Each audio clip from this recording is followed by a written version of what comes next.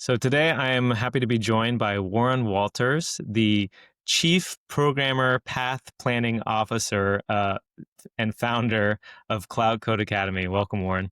Hey, thanks so much for having me on, Scott. And when you're a founder, you're able to make up your own titles and all of that stuff. So I might as well join in with the club with having a Oh, random title. I love it. I love it, especially because in addition to our Salesforce experience, we share in common a love for Star Wars. And so I know that the Chief Programmer Path Planning Officer, another way to put that would be C3PO. You nailed it. You always have to throw something in there to keep the people on their toes, right? Find the true Yep. believers. Yep. All right. Well, so honestly, I think a lot of listeners will probably be very familiar with you and all of your YouTube video content and your Salesforce training. But just for those that might not, maybe you could share a little bit about your background and Cloud Code Academy. Sure. So yeah, I'm Warren Walters. I've been in the Salesforce ecosystem for I'd say 10 plus years. I stopped counting at this point, doing all sorts of things, consulting, in-house development, working at ISVs, building applications. And now more recently, I have been doing Cloud Code Academy, which is focused on training people in Salesforce development. So all of this stemmed from a love of sharing Salesforce and more technical things with people. And I started out making a lot of different YouTube videos in Salesforce and technology.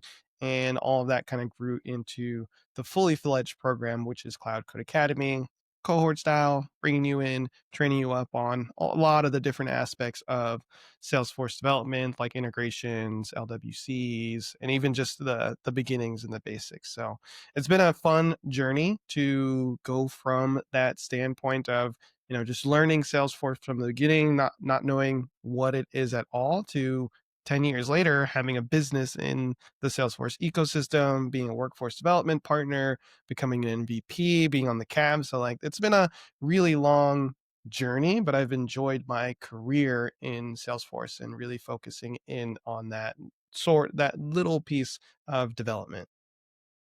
Very cool. Yeah, I want to. I'm definitely want to double click on the workforce development partnership that you mentioned with Salesforce. I think a lot of listeners are familiar with the SI route as well as the ISV route. And as you just mentioned, you've sat on both sides of that fence. But I think that people are less familiar with this other type of partnership that Salesforce offers. So maybe you could share a little bit about what that entails.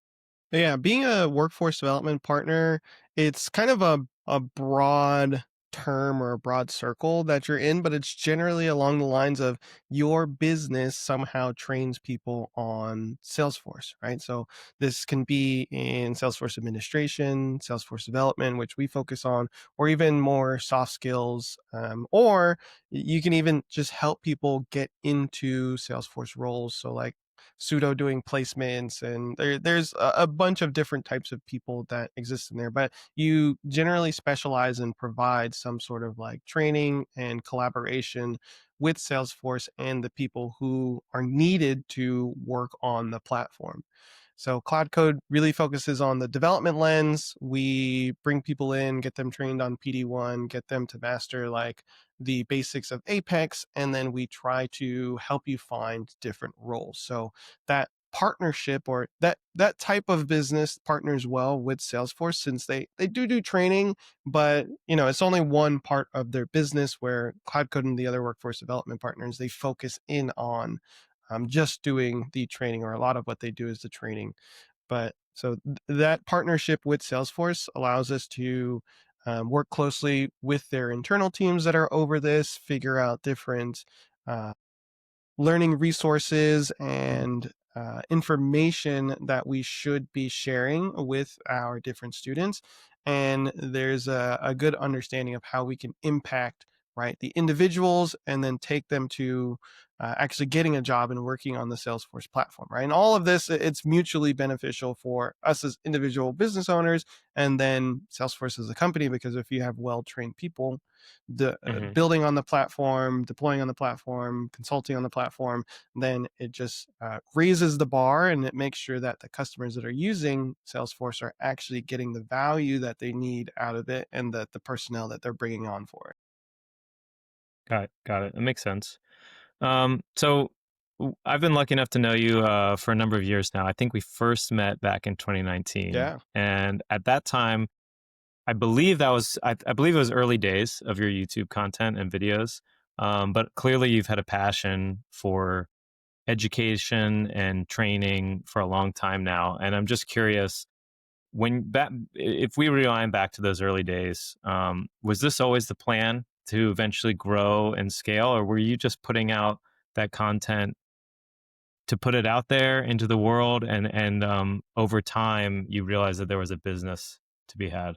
Yeah, it's so funny that you bring up this relationship that we've had for such a long time, right? I know, we men, we were working together on some different projects, and it was so long ago, and I think back to it very fondly, right? Just because it was early days for me. I know you were a lot more experienced at that standpoint, and we were just kind of working together to build out some really cool stuff and some projects. And it's I don't know how many years, like 5 6 years later, and now we're talking again, and it's a very like humbling, very interesting thing to retrospect on. But Hmm. for my YouTube journey and all the content that I've been putting out, I didn't really have a master plan about it. Salesforce is super niche, so I never thought that it was gonna blow up, or I'm gonna be the next Mr. Beast of Salesforce and all of that stuff. Now that definitely wasn't on my mind back then. I was just making content because I found it fun and interesting. And a really great way to learn is to teach other people. So Mm, whenever I'm making a video, whenever I'm making content, I have to learn it enough to be able to distill it down and to be able to explain it to other people. And it becomes a skill that you can build up in a way that you can learn a lot. Now, over time, I started to see like, hey, people are leaving these comments. People are requesting more of my time. So I did certain things like make the Slack groups where people can join and just chat and talk with me, or have the office hours where people can jump in and ask questions, and we can go through things. And as I'm building all of that stuff out, people are asking for more and more content, more and more material. And at a certain point, you kind of see like, you're giving a lot. You potentially, you want to make sure that you're being paid for your time that you're creating it, and people are asking for like premium content and that kind of stuff. So I took the plunge and started making little courses, modules. You can think of them like Udemy courses, for development that people were asking about, and then hmm. eventually that turned into the bigger Cloud Code Academy curriculum and process, and all of that stuff that goes into like training somebody really well, because there's a there's a huge difference between like a $10 Udemy course and like a flagship cohort style bringing like journey that you're going to bring somebody to transform their career. Because I don't know about Hmm. you, but I've bought many $10 Udemy courses and never completed them. Any like anything over 500, $1,000, where it's really a journey and transformation, I know that I'm going to be really focused on getting that done and absorbing as much info as I can through that. So all that to say, it wasn't planned, but it definitely started to materialize as the community asked for more of this type of content. Yes. Well, on behalf of the community, thank you, because I think it makes sense that eventually a business would form out of it, because, like as you said, if it's free forever, then that's going to always kind of put a ceiling, I think, on the kind of premium content you can provide and the amount of time you could dedicate to it. But um, I also think it's great that you've worked, like we already talked about it, a number of different roles in the ecosystem. So you have experience on the SI side as well as the ISV side, and I feel like you can bring that into your development training courses, right? For regardless of whether someone going through one of your cohorts wants to form their own ISV one day, like a lot of listeners here probably would, or if they want to go more toward the consulting route and form an SI or join an SI, your content is going to help them with that. So I think that's great. Yeah. And it's also great. We have so many shared experiences too, but it's funny. It was funny to see that one of the ISVs you worked with was Blackthorn, right? And Chris was just on the show in a Hmm. recent episode. So Blackthorn's a great ISV. They've been around for a long time, so I'm sure that was a nice experience for you. Yeah, Blackthorn, love working there. I've got to catch up on the episode, but I'm hoping that Chris mentioned, all of the interesting things that they are doing, right? One, just for example, is like the 4-day work week that they have, which is very rare, Hmm. even in this tech day to have, but also the way that they have built out their applications and how it evolved over time, right? Because Blackthorn has multiple apps on the App Exchange, and it's very working there is very eye opening to some of the limitations, some of the things that you think about when you are an ISV and how to build those out. And a lot of that I translate to my students as they are learning because everyone has like these amazing ideas, or if you don't, I'll say everyone, but if you're going through your day, and especially if you're in the Salesforce world, and sometimes you like run into issues and you're like, ah, that's annoying, why do I have to click these three things? And for me, I Hmm. write that down. I'm like, okay, this could be an app, like why don't we build this out and all of this stuff, right? I put myself in that mind frame. But if you are going through your day, and if you learn the skills, you can actually build out those applications that can solve the problems that you are struggling with. So I know, bringing it back to Blackthorn, they saw a lot of those things, and they have a bunch of applications now that solve different, very complex problems that people have faced. And it was really cool to see that, be a part of that journey that they went on to build out these apps. Hmm. Yeah. Yeah, what they talked a little bit about that on the episode. I'll let you go back and watch it. But I could tell. I know Blackthorn's been working on some really cool stuff augmenting the platform. But transitioning back to Cloud Code Academy, now that you have started to reach some scale, I'm curious. h- Are the videos and the content still 100% produced by you, or have you been able to expand out from there, and pull in other mentors and teachers into the program to help run more cohorts? This is a really great question because, like, short answer is yes. I have started to expand out and have other people help with the content. And at this point, you kind of have to, right? I can't know it all. Recently, I started working with somebody you may or may not know. Her name is Kimberly Small. She has an app on the App Exchange that she launched recently, but she's like a am more of an expert than I am in flows and Hmm. in development, right? She knows them really well. And we were just talking one day. We were actually at a dreaming conference. Shout out Dreaming in Color. If you haven't gone, definitely go. For all the Nice. listeners, right? You go to your local dreaming conferences. But we met there and we're talking about cloud code and different content. And I saw her presentation and I was like, hey, this would be really great if there was a more like structured way of delivering your content. So we worked together and we built out the flow to code, which is basically a course that takes you from the concepts that a lot of admins and consultants already know, which is around flows and how to do a flow loop and how to set variables in flow and how to translate that into Apex, right? So you're taking something that you know and then translating it over to something that you potentially don't know. But the really cool part is that you will start to realize that logic is logic, right? Programming is programming regardless of the language that you're using. So if you know flows pretty well, you can translate that over to Apex pretty easily, right? So that's one example, but I've started to delegate and work with a lot of different people to build out things that I just I'm either not an expert on or I would love to have another opinion on. And then working on like I started getting video editors for certain things that I'm creating, and like marketing people to help with some of the messaging that I'm doing. So all of this is just like wrapped up in learning how to run a business properly. Where when it was just me and I was just cranking out videos, doing bad thumbnails, it was easy, right? It was light. But now that it's, a business, I've got contractors and instructors that are helping with the program, it really starts to expand out, and my role starts to get a little bit higher level where I need to think about the Mhm. business instead of just thinking about like the individual piece of content. Sure. Working on the business, not in the business, Yeah. right? I think is the phrase people are familiar with. That's very cool. Okay. Is YouTube still your primary channel, or are you seeing traction on you know, LinkedIn? I know some folks post on Instagram, things like that, or is YouTube still your main source of traffic?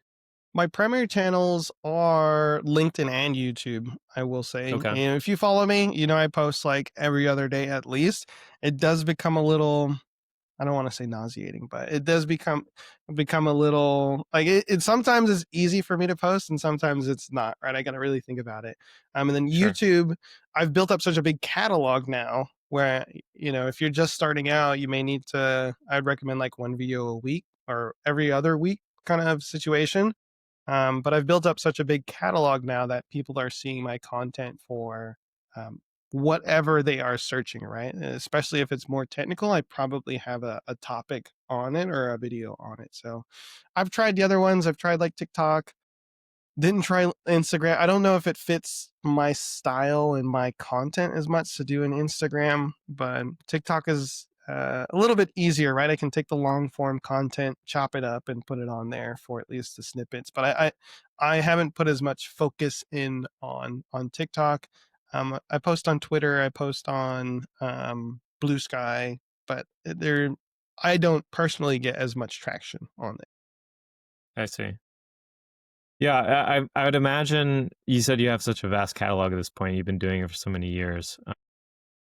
I would imagine that it's kind of a snowball effect, Hmm. though, right? I mean, if you, I wonder if you remember some of your earlier videos and the kind of view count you were getting, and if you ever felt like you were shouting into a void. I mean, I feel like now you probably would post a video, Warren, and you get a lot of eyeballs right away because you're such a known entity in the Salesforce ecosystem. But for anyone out there that's like, maybe wants to follow in your footsteps and they feel that they're an expert in some corner of the platform, they want to share their knowledge. Um, I'd be curious if you could share some like realistic um, expectations they should have on the early days of what was it like for you in your first videos? Did you feel you were shouting into the void for a while? For sure. I mean, it is hard. It was hard. It's hard today to make content in this sort of niche, right? If you think about it, right, you've got the tech space, which is generally pretty big. Then you've got, software that you can build on, and some of them are bigger than others. Salesforce is generally pretty big, but if you like talk to your parents about Salesforce, you're like, oh, you work at the on the sales team, like what is Salesforce and all of this kind of stuff. And then like even more, right, we're drilling into that niche even further, right? It's okay, Salesforce developers and Salesforce developers that want to learn technical content and all, or even like Salesforce professionals and then Salesforce developers on top of that. So the people that are interested in watching this sort of content, right, it's not just like the general masses and the general entertainment. So you cannot expect to get thousands, millions of views on content that you're putting out in the Salesforce ecosystem just because people aren't looking for it that much, right? I rarely watch Salesforce content for entertainment. So all that being said, you have to be realistic with the like numbers and the expectations that you have for putting out this content. I was definitely shouting into the void, like you mentioned, for some of the earlier content, getting like 5, 10 views on certain things that are coming through. But what really helped me to keep going on is like you'll get that one comment on, like, especially when you start out, right? You put out one like 5 or 6 videos, get only 100 views across all of them, but you get one comment throughout that, and it's like, oh, this really solved my problem. This like saved me hours of searching and hours of work, and like that definitely starting out is what made it for me, and helped me continue to work on it. Um, some pieces around it too were on the skill of public speaking, on the skill of video editing. It's something you practice and something you build up over time, and I think it's like Ali Abdal, one of the creators that I follow, is like your first 100 videos are going to suck, right? But Mm, you're going through that process to figure out your style, figure out your voice, figure out how to make content. So on once you get to like the 101 or the 200th video, you kind of know what you're mhm, doing. You can get it down from that standpoint. And this goes for any type of content, right? Not just making videos, but think about writing blogs or doing podcasts or even just content on LinkedIn, posting on LinkedIn, right? There's definitely a learning curve that goes to all of it. And in the beginning, right, don't get discouraged if you're not getting a huge amount of views or engagement on your content, because it's all of that builds up to you learning and being successful in the end, right? If I stopped way earlier on, back in 2019 when we met, I could have just stopped there, and mhm. we would probably either not be having this conversation or be having a completely different one at this point. So yeah, I encourage anybody to dive into content. It's been very beneficial for my career overall, but it takes time, right? You're not gonna go to sleep, post one video, go to sleep, and be a mega star after that. It takes a lot of time to build this Yeah. type of content and brand up. Well, I hope that one day I'll be publishing my 100th episode and be able to look back and cringe at some of the early I ones. want to be That'll back be for a the 100th good goal. episode. Call me All right, back. put it in your calendar. Put it in your calendar. Do you remember about how long by calendar time it took before you felt like you were starting to see more traction with your videos? I would say for traction on my content, probably at year 3 or 4 is when I really Okay. started feeling good traction for it. But what I will caveat this with is there were stints in my content creation journey, I'll say, that I just took a break, right? It's like, oh, I'll do 6 months off, or just something popped up during that time. So like I wasn't as consistent as I should have been to get there faster, right? But if you are consistent and you're really putting in effort to learn how to do this stuff, then you can definitely reach it faster than the 3 year 4 year mark that it took me. Yeah. Still though, I mean, like you said, it takes time, and so I just wanted to dive in on kind of your journey a little bit because I think people would look at you now and wouldn't believe that there was a time when you ever weren't C3PO. Yeah, yeah. It it's weird too, because like I'll go to conferences, I'll talk to people on one-on-ones, and like people are afraid of me now. They're like, oh, you're Warren Walters and all this. I was like, no, I'm literally just Warren. I'm nobody special. I started out just like you. The only difference between me and you is time, right? I've just been doing this for a long time, and that's it. So yeah, my journey overall, it's a part of just learning in general and making sure to document the things that I am learning as I go along. And you can kind of see that in my content. You can see it as I start to switch different roles, as I start to learn more. I start talking about different things, more technical things. I move from like a lot of flow content to a lot of developer content. Halfway through, a lot of my YouTube videos, because that's what I'm focusing in on more, and that's what I'm finding a lot of passion about and that I want to talk about. But it's really about making sure that wherever you're working, whatever you're doing, you are learning as much as you can. And I like to share, right? I like to share that learning and help people along the way. And um, maybe that is not the default mode that some people are in, but I would encourage you to do that, because what's saying, like rising tides lift all boats, right? Like I'm now Hmm. able to learn from people that were my students or people who I've hired, right, have now surpassed me in the development realm, and I have them as instructors in Cloud Code Academy, right? So all of the like learning and the teaching that you do, it all comes full circle because people remember that, people understand, and they want to work with people that are like helpful and that are nice. So it really is a good thing when you start to like build from a side of like sharing and giving in the content and all the things that you are creating. But it's gonna be a long journey, and there were definitely struggles in there for me, especially in terms of like content and like posting is definitely one, like in terms of like LinkedIn and all that stuff, where it wasn't as natural as it is now for me.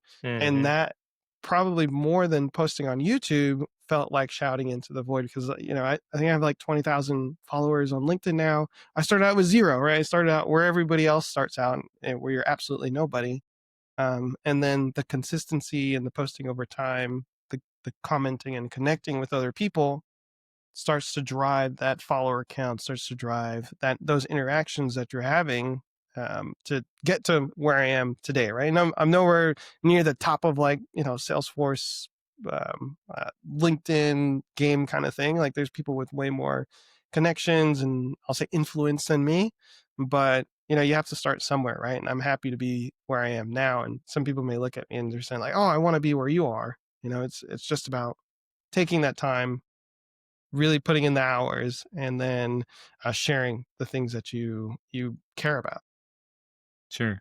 Well, I think you're very humble, which I do appreciate. But I do think you're definitely up there, and among some of the top Salesforce voices, and that's why you've been a Salesforce MVP. I think multiple times now. Yeah, I'm Correct? going on the third year, which Okay. I don't All know right. Is why. it? Like, come on, kick me out. I don't do much. Well, I'd like to learn more about that program. So I guess is it consecutive the past 3 years when you Hmm. first joined? Or? Yeah, it's becoming an MVP is interesting because it's something that I how do I put it? It's something that you don't really go after, but you get without notice, right? Some there are other forces in play, right? Like, okay, some people like actively try to become an MVP, and I don't think that's the right way to go about it. Um, what we've seen, right, and what I think about as an MVP is you're doing interesting things in the community, and then you get recognized for it. You don't do those interesting things to become an MVP. So for myself, it's like I like sharing the the YouTube content, teaching people about Salesforce development. As a community group leader, I think like a lot of the things that I ended up doing in the community, just because I wanted to, ended up contributing to me becoming an MVP. Right, but even if I didn't get the title, I would it have been. I will continue to be doing all of these things anyway. So being an MVP is interesting though, because it's like it is a title Salesforce bestows on you from the community and all of that stuff, but you don't really get anything right from it. Maybe get a different section to sit at Dreamforce if you go, but it's a lot of it is just recognition for the time and the work that you've been putting into the community. And I think at that point I was maybe 7 years into like the content stuff already. So Mhm. it was like, okay, great. This is really cool. And I will continue to do the things that I'm doing and support the community. And, if I continue to be an MVP, that's awesome. Do I think some other people should get it over me? Maybe not, but yeah, it's been really cool. But there are some perks you get, like to talk to Salesforce internally, and you get to see certain things that just beforehand, so like be able to preview and talk to like product owners about things, and you can end up being like a voice of the community as well. So I especially like to go to these things that I have access to, that where I can talk to Salesforce and voice the opinions of the developers, right? That I can see, right? So like how do we if there's going to be changes in, I don't know, the setup, for example. It's like, okay, well, how will this affect developers, or can we pull this down in our metadata? Can we edit this inside of Hmm. code? Because there's a lot of different areas of Salesforce that you can think about, and you want to make, there's, I'll say, more people on the like admin side of things that will advocate for a lot of those things. You need to make sure to advocate for all sides of Salesforce. So Sure. it's been really interesting to be in some of those conversations and be like, oh, hey, what about, like, how does this work in code? Like, how does Agent Force work in code, and how do I deploy it? What does the metadata look like? How can I write this in Apex, right? How can I run this function, or run this agent in Apex? A lot of those questions, like poking the bear a little bit, but making sure that they're staying top of mind on the developer side of things. Well, I appreciate you poking the bear a little bit for sure. I think metadata coverage for different metadata types in the metadata API is important, and I think sometimes an afterthought. So I appreciate you poking the bear there. Yeah. I'm curious too. Do they all, given your expertise on education, and you're such a known entity in the training world, do they reach out for feedback from you on Trailhead content? Not as much. That would be not as much, and not as much as I would want to. Like, I've in talk about poking the bear. I've told Salesforce themselves, like, I only have a business, right? Cloud Code only exists because Trailhead is so bad, right? In terms of teaching development content, Mm, and they do a good job of the introductory stuff, like, oh, this is a variable, or this is how to write a trigger, or they go all the way to the other end. This is a super crazy complex framework that you should implement on Trailhead. And like, that's it. It's just one article. So I kind of beat them up a little bit on the Trailhead content that they have around development, because it's lacking. I think admin's okay. But there's definitely room for improvement, which is why all of these workforce development partners exist, is because they see a gap in the learning space, and they are filling it with their business in one way or another. So they generally don't reach out. Oh, I won't say that. I've done some like Trailhead review types of things and mhm. certification. Like when the JavaScript 1 certification was coming out, I helped like test that out. But in terms of like really focusing in on the content, I don't know if it's a priority of Salesforce as a business, even though they have teams around it. They probably have other areas where they're focusing in on a little more. Yeah, they're pulled in multiple directions. I do think for sure overall, Trailhead is a net win for the community Yeah, at 100%. large, and but I think that a lot of people don't learn that way from Trailhead, right? I mean, I think Salesforce is doing their best with that, but like you mentioned, there's still a gap for like Cloud Code Academy and others like it to come in and um, and fill uh, the spaces where like Trailhead really can't can't go as Hmm. easily. Um, so I think yeah, I think Trailhead's great, but I appreciate that there are folks out there that really aren't going to learn coding practices from that kind of like learning path, and just and reading text. And obviously they have the challenges, but I think your videos and your cohort programs um, are definitely a nice addition. Yeah, and Um, one thing to add, right? In total agreement, right? Trailhead is a net win for the community overall. It's how I got started, right? When there weren't mhm. as many YouTube videos or blogs or anything like that that shared best practices in Salesforce, like that's where I turned to 10 years ago to really get started. So, and in other disciplines, right? Another area, like, do you know of a Trailhead for HubSpot, or a Trailhead for, I don't know, ServiceNow? Like, all of these things don't, as far as I know, don't really exist, or they started after, right? So Trailhead is amazing for getting people the knowledge, um, to help them. at least get an introduction, right, in certain areas of Salesforce. So it's been great for me because I can learn a little bit better. I can put the pieces together from, the introduction and the text and see how it all fits together. But I don't know if that's the best way to go about it, which is why, I have been creating this content and other material. Hmm. Well, all right, let's switch gears here. So one thing I wanted to talk with you about. Another thing that's unique, I'd say, about your business is most folks think in terms of either starting a business that's B2B or B2C focused, where you're selling either to businesses or consumers, right? And most companies that are playing in the Salesforce space would fall into the B2B category. I would say nearly all really. The SIs are selling to Salesforce customers, which are themselves businesses, and the ISVs are selling also to the Salesforce customers, right? That are businesses. Now, your content and the Cloud Code Academy's cohort programs, I feel like kind of follows a third track that I've heard a few times recently, like a B2P, where it's like business to professionals, Mm. right? I mean, no one's really learning Salesforce um, for um, to be a hit at parties on weekends, right? People are learning it for their professional Let me careers, tell you about and flows and the new upcoming winter release. so so I think you're selling. It's not really B2C because you're not exactly going to consumers, but you're selling to professionals that are trying to advance their career in one way or another.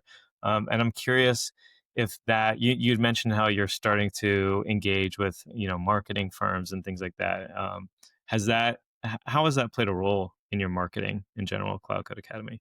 It's everything because you have to meet people for this type of business, right? You totally hit the nail on the head with we are primarily B2C or B2P, right? So going for these professional types of people.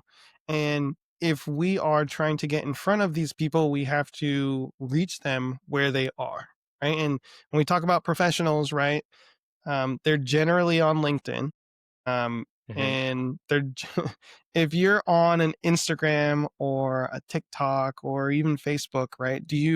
Are you interested or are you looking for like professional content? Are you looking to learn about Salesforce at that time, or are you trying to relax and like see pictures of your friends' cats? Right on Instagram. So there's certain like platforms and areas where you want to focus in on for these types of professional people, and that's a big focus on how we build out and how we think about our business and the marketing, right? So I mentioned LinkedIn is one of the main drivers because there's generally is a professional social network, and then YouTube is the other main driver because of its search capabilities, right? When you are searching how do I do a flow loop, right, that's something very specific to Salesforce, and you're in that, I'll say, like professional, you're in that Salesforce mindset when you're going after it. So everything we do is focused on this lens of how do we get in front of the right types of people and figuring out where they are. And there's different strategies. There's all these different things that you can do, lead magnets and run ads and all of these things. But it really comes down to like, where are the people that you're looking for? Where do they hang out? Where do they talk? Hmm. And then are you organically part of that conversation, right? You don't just want to join in like, hey, I want to buy my stuff, right? This is what I sell. It's like, are you actually part of that community, right? And it could be in Discords, it could be in Slack channels, or all of these different places. But for any business, right, it doesn't just need to be Cloud Code or Python or anything. It's about finding where your people are and trying Hmm. to get in front of them, right? And so a channel that works for me may not be the correct one for your business. But yeah, I'm happy to dive into that deeper. However, we can go. Like, marketing is something that I've had to learn as I've started building out Cloud Code, and it's interesting enough to me now where, like, if I had my way, I would just be coding and making videos all day long. But as a business owner, I've got to like think about and figure out these things now.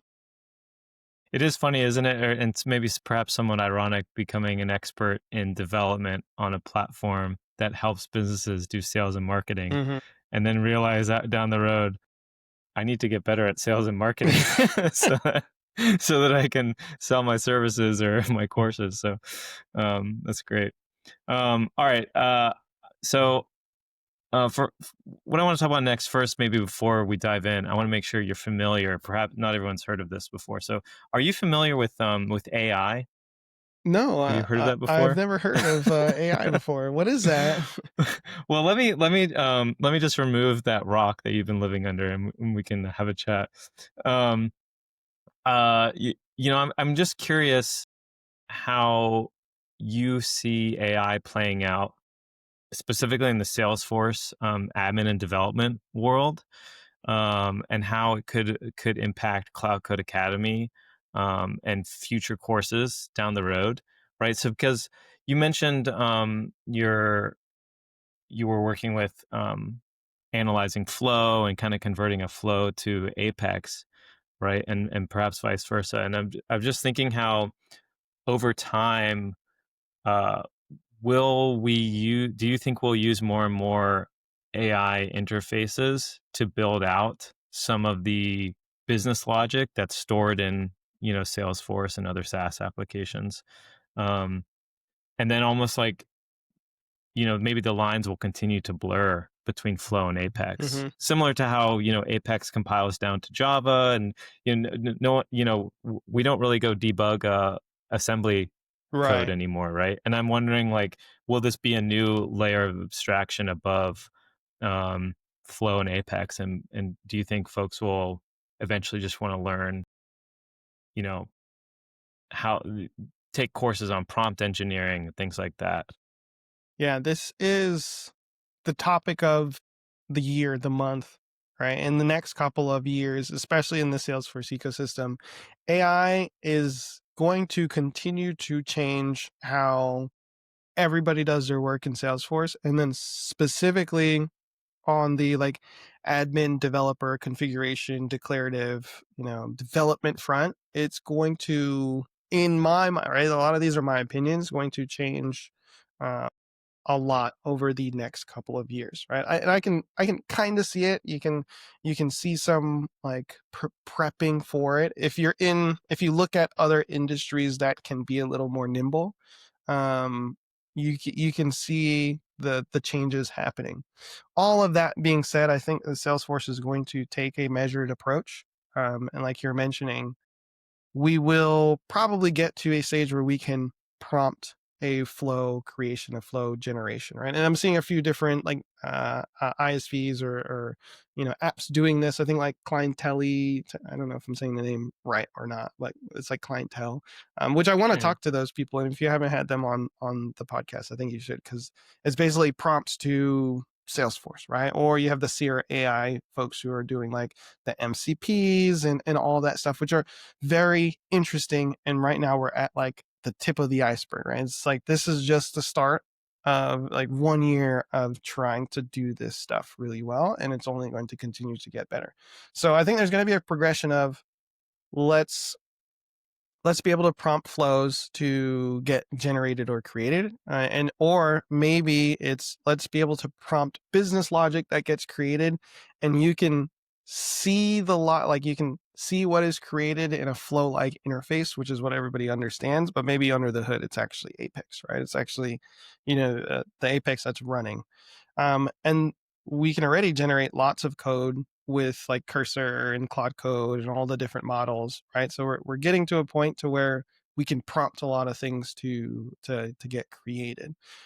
So in terms of prompt engineering, yes, people will need to learn it. Yes, people will need to be able to understand it. But I also think that the tools will start getting smarter to fill in the gaps that people don't fill in themselves with their prompts, right? Because all of it is context. If you're able to like if you're in your Salesforce instance and you say, I want to create a validation rule on opportunity that blocks the user from doing XYZ things, and you talk about a specific custom fields you have, right? The LLM, the prompt, the AI should be smart enough to take context from your org, find that specific custom field you're talking about, and then inject it in the prompt. So I think they're going to start getting smarter, instead of me as the individual needing to say, use this specific field in my opportunity and set it to this exact thing, right? Because then I could have just typed it out myself and it would have been faster. But Yeah. I think they're going to start injecting more context into the overall, like I say, prompt overall process, so that they get smarter. All of that being said, right, like AI is going to start doing more of the admins and developers job, but you as an individual, you will not be successful if you have no idea what is going on under the hood, like what is getting created, which is why I teach a lot of, yes, AI is like generating lots of Apex and creating lots of code, but if you can't read it, if you can't understand what's actually happening, then you shouldn't use it at all. And you should spend the time to learn. A lot of it is foundational, a lot of it's basics to understand what is getting created. So lots of students come to me, literally, it's like a every week type of topic on the office hours that I host, where it's like, oh, is AI going to take my job? Is AI going to do this and that? It's like, it's going to do some parts of your job and make you faster, but you need to then do the parts that it can't do. And to do that, you need to understand what it's creating, what it's generating. Similar thing for admins and the flow side of things. If, you know, if we're able to use, or even not even on the flow side, if you're able to use AI to generate an object, right? You say, oh, create this type of object, and it uses like the wrong field type. It creates like I'm trying to think of, a multi-staged like object process, or it doesn't do connect the objects correctly together, and you're just like, yeah, click click click, vibe configuration, right, everything looks good, and you don't understand that it's set up incorrectly. Then it's gonna bite you in the butt, right? Like either you're getting fired, somebody else is being brought in who knows what they're doing and can read this stuff. So it's important to make sure that you still understand the fundamentals with AI, right? Use it as a tool to help speed you up. Don't use it as a crutch. So, yeah, there's a ton in there. There's uh, it, I could be singing a different tune on our 100th episode, right? But that's where I see it going, at least in the near term, right? That it's going to be a collaborative effort, but people that don't understand what's getting generated will be pushed aside, right? Yeah, I 100% agree with you. I think any developer that has been kind of caught in in a death spiral with, Claude Code, Cursor, Client, any of these coding assistants, that sometimes they just get in a loop and you realize, okay, forget it. I'll just do Yeah. it myself. And if you don't have the skill set to just say, forget it, I'll jump in and do it myself, I think you could really be in a lot of trouble. So I agree with you that, learning the fundamentals still very important. Um, we're still learning arithmetic Mm-hmm. in school despite having calculators, Mm-hmm. right? So I completely agree that you got to have that base foundation of education that Cloud Code Academy provides. So that feels like a good place for us to wrap up. But before we do, um, again, I can't imagine anybody listening doesn't already know how to get in touch with you or where to find you online. But just in case, where can folks go to learn more about Cloud Code Academy, or get in touch with you? Yeah, best places to talk with me are probably LinkedIn. So I'm Walters954 on most social media platforms, and you can reach out to me on LinkedIn. I love having conversations with folks, or it's also Walters954 on YouTube.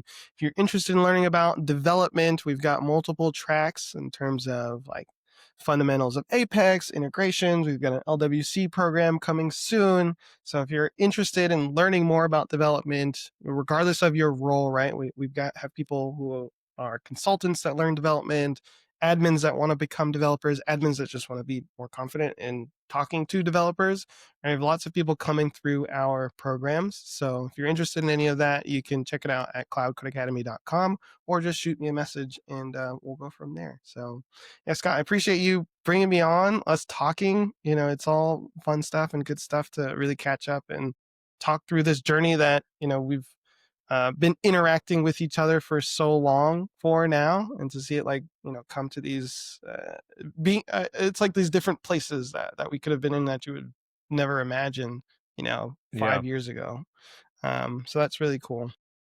I agree. Well, I appreciate you coming on, Warren, and I look forward to our conversation on on the 100th episode. Should be fun. Okay. All right. Thanks. Cheers, man. Alrighty, Bye. later.